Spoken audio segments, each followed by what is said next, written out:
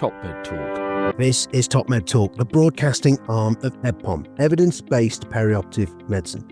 The EBPOM World Congress is taking place this year between the 7th and the 9th of July at the British Library in London. Check out ebpom.org now. Kia ora. Welcome to Top Med Talk Aotearoa, New Zealand. It's a real pleasure to be back with the ANZCA team here for the annual scientific meeting, which this year is coming from the beautiful Auckland. It's a real pleasure to be back, Kate, isn't it? It's fantastic to be back. We had a wonderful opening ceremony, and I'm not going to say the word properly, Pōwhiri, which was Māori warriors and women singing and dancing, and then welcoming us, and then us receiving the welcome. It was quite emotional, actually. Did you find that? I did. It was really moving. And I have to say that I've never been to the North Island of New Zealand before this week, but since arriving here 48 hours ago, the culture, the sense of welcoming around the entire island, but particularly here at the meeting, has just been so impressive. And with that, I think it's the perfect time to introduce our brilliant guests who've helped organise this wonderful meeting. So I'll let you introduce yourselves to our listeners at home. Right, hi, I'm Kerry Benson-Cooper, and I'm the convener for this amazing meeting. I'm a intensivist and an anaesthetist, and that's a bit of me in a nutshell. Kia ora kouroa, ko Tui Blair toku ingoa, he Ngāti Whātua aho. So I'm a Māori health leader at Auckland Hospital, and work in partnership with Kerry. Excellent. So I guess let's dive straight in. So first thing, let's start with yourself, Kerry, but putting on a meeting like this. So for people that haven't been, every year this meeting moves around different places around Australia and Aotearoa, New Zealand, and a different team of regional, national organising committee help put this meeting together. Is that right? That's right. That's exactly so right. So you've led that team for this meeting. Yes. So I was shoulder tapped by my good friend Tanya Selak to put my name forward as a potential convener, and I didn't really take it seriously in the beginning because, as I said, I'm a dual anaesthetist intensivist, and thought that's probably not what people want. But she persuaded me, as Tanya only can, and put my name forward, and that was the first step, and then was appointed, and then started appointing. We already had a scientific convener, which was Marta Seretni, appointed same time as me, and then we thought about our organising committee. So that's the first step that you do as a convener, and then you start inch by inch, showing my age there, inch by inch, realising the magnitude of the task you've taken on, and it's huge. And Tui, straight away, with every meeting there's a theme, and there's an important thread through the entire meeting with that theme.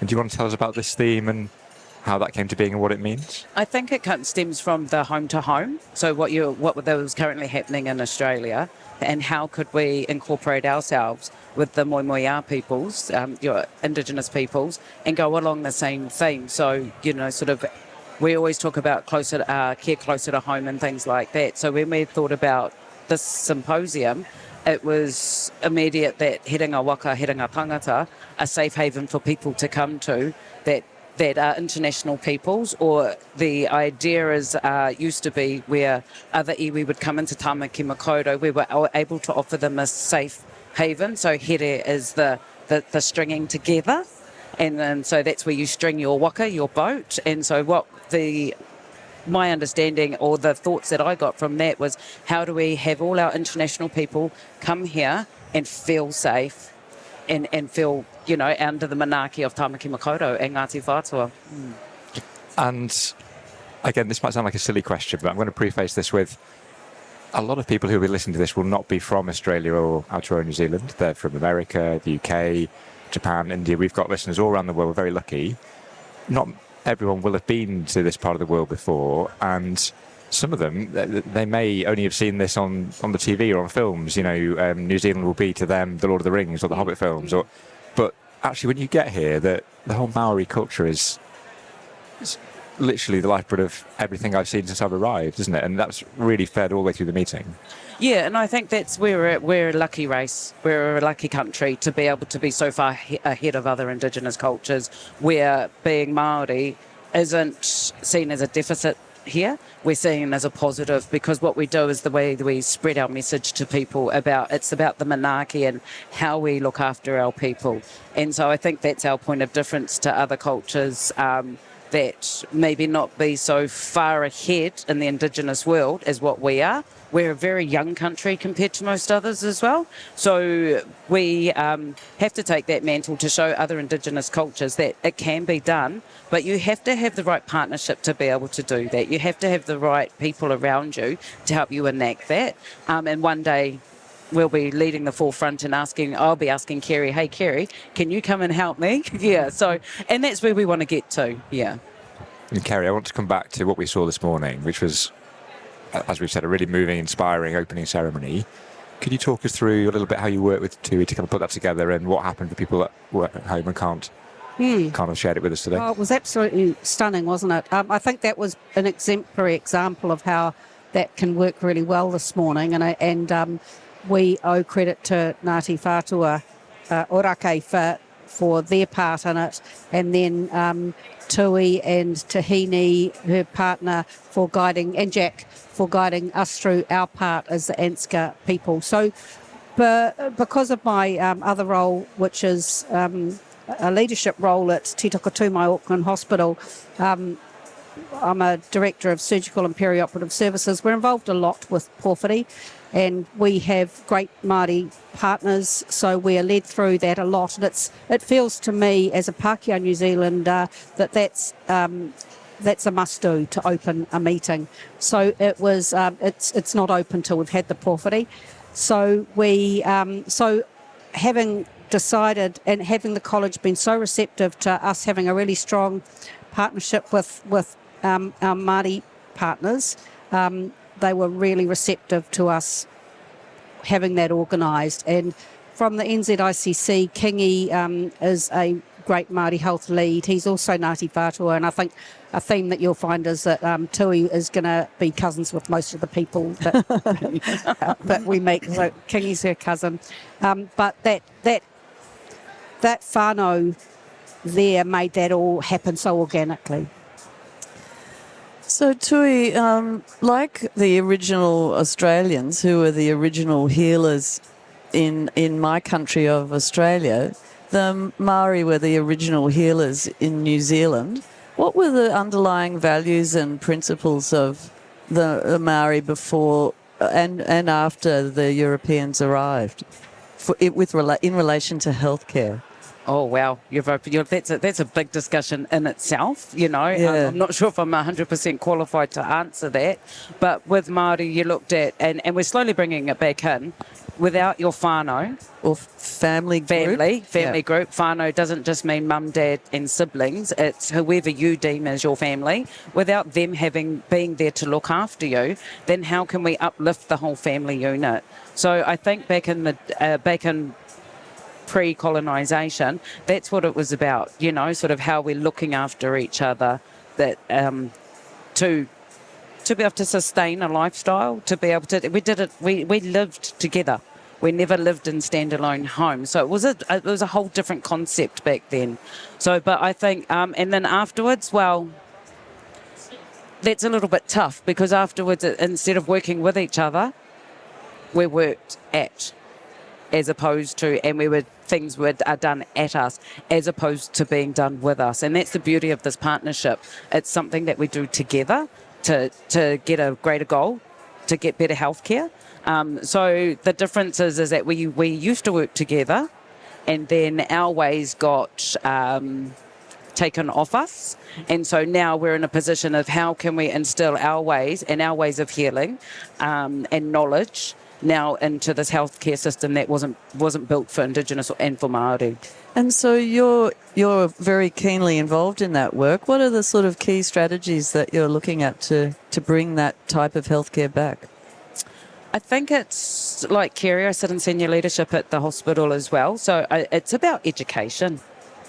And it's about being brave enough to agitate the system, to be able to put into the systems and processes right from as soon as we're making appointments for our patients. So it's that whole life journey that we look at, because that's how we see life, eh? We don't just see it as today, tomorrow or yesterday. It's that whole life cycle. So it's about being brave enough to speak the words, and it's about having those leaders around us brave enough to support us and enact it, no matter what the time of the day is. Yeah. We've heard some marvellous talks even on the first morning of this meeting about how intergenerational experiences and trauma can affect health.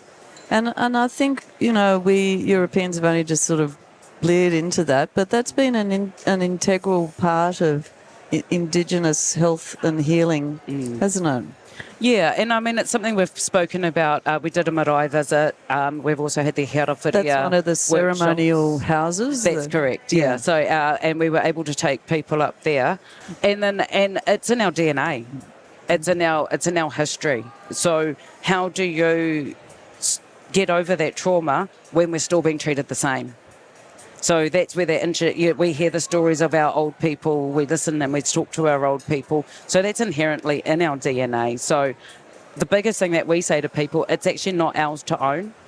And it's not like some tauiwi, so other people that aren't Māori. It's not their fault of today's generation, but it's actually recognising that when you're talking to a patient, when you're talking to whānau family members, recognising that that's what comes with them. Yeah, not just what you see in them today, but we hold it all on our shoulders. Yeah. So, Kerry, as a director of surgical services, this work must be intimately involved with how you're trying to innovate and change. It really is, Kate. We know that we have poor outcomes for Māori in many parts of healthcare. There's real problems with access. There's a real problem with the Māori don't come to hospital. They don't.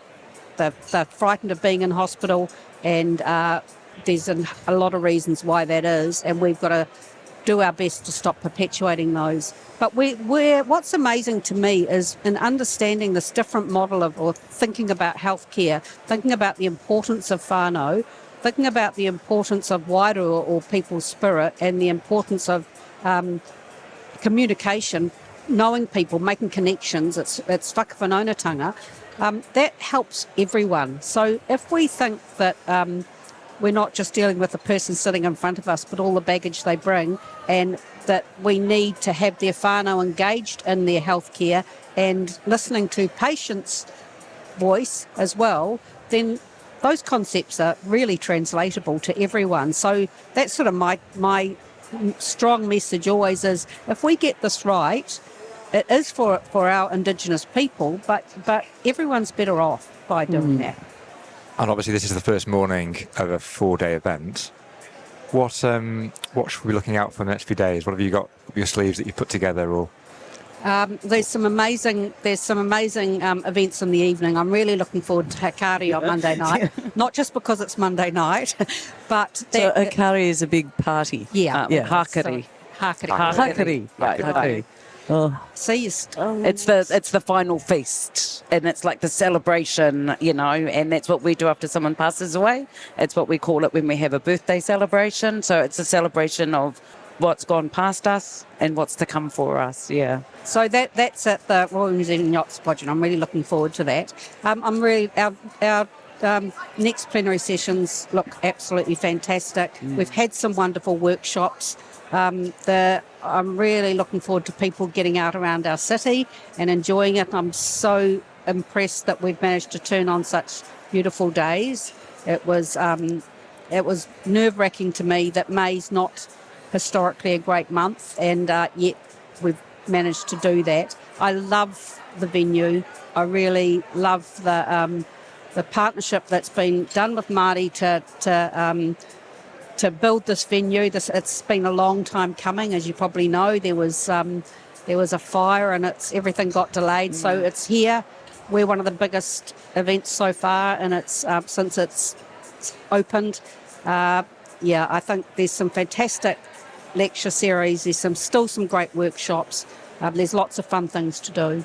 I agree with all of that. I want to really, again, highlight what Kate said, but first morning we've already had so many fantastic plenary talks from a really excellent scientific programme. We're really lucky to have many of the speakers coming to chat to us on Top Med Talk as well, so look out for those podcasts coming out separately. We'll try and bring you all of that for those that can't make it at home. And for our international listeners, one of the only things they know about New Zealand is the All Blacks. Oh, kia ora. Because of their dominance of rugby union. We can do an All Blacks experience. Yeah, All Black experience, Tell us about that, Kerry. Well, I haven't done it. I actually enrolled my husband in it because he's a rugby fanatic. He's too old to play now, but he's only just realised that himself. I've been trying to tell him that for a long time. But unfortunately, he couldn't do it. But it looks absolutely fantastic, where you just get an understanding of. I think it's hard for people to understand why New Zealanders feel the way they do about rugby and the All Blacks. It's like Canadians and ice hockey. It is. That's a great analogy. Yeah. And the national mood goes up and down. Elections are won and lost according to outcomes of rugby tests, and I'm not joking, and I wish I was. But they are our national heroes in many ways, which is unfair because they're just fit men who are good at playing Run around rugby. and throw a ball around, eh? Yeah. Yeah. And the female team are absolutely fantastic as well. Oh, some of your female, the eights. Yeah. Yeah, incredible. Yeah. Yeah. There's no way I'd be running at any of them with a Oh, no way. with a rugby ball. No way. Anyway, what a great thing to have at the conference. So Tui, as we close, I've got two questions for you. So one, can you please teach us, and by us I mean us and our listeners at home, some Maori that we can practice at home? Yeah, I think the biggest thing is the word kia ora, because it just doesn't mean hello. It also means thank you. And I suppose that's one of the most common ones that is out there. And aroha. Aroha. Aroha. Aroha? Aroha. Yeah. So A-R-O-H-A, which means love. So you can say, I aroha you, which means I love you. And I think that's who we are. They're the people that we, So kia ora is a hello, a welcome, but it's also a thank you. Like I said, Like cheers? Or? Cheers, yep, that's right. And then aroha is probably one of my other big ones, but whānau. So whānau, W-H-A-N-A-U, whānau, and that's my family. And my family looks like my aunties, my uncles. I consider Kerry, I've known Kerry for a very long time. I consider her as part of my whānau, not just someone that we work together, because through whakawhanaungatanga, we've created that intentional relationship. Whakawhanaungatanga, that's what it's about. And that's what Māori are about, is about creating intentional relationships. And then also, how do we care for that relationship? So it's just not a one-off, So, and I think they're the biggest things for me. Perfect. So, as always, a huge thank you for joining us here on Top Med Talk. Thank you to our fantastic guests for putting on the fantastic meeting, but also for spending your time here with us at the lunch break. I've learned a lot. I'm sure everyone has at home. We should really thank all our brilliant sponsors. That's CSL, BD Advanced Patient Monitoring, and GE Healthcare, without whom we couldn't keep Top Med Talk free and open access around the world.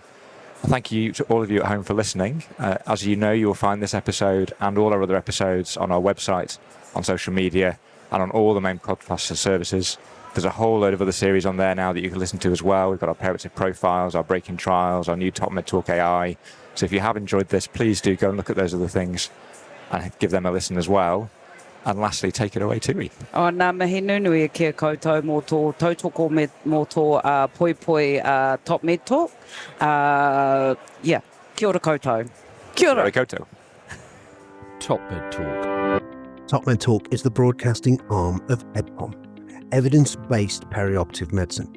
Join clinicians from around the world at EBPOM World Congress 2026 between the 7th and the 9th of July at the British Library in London.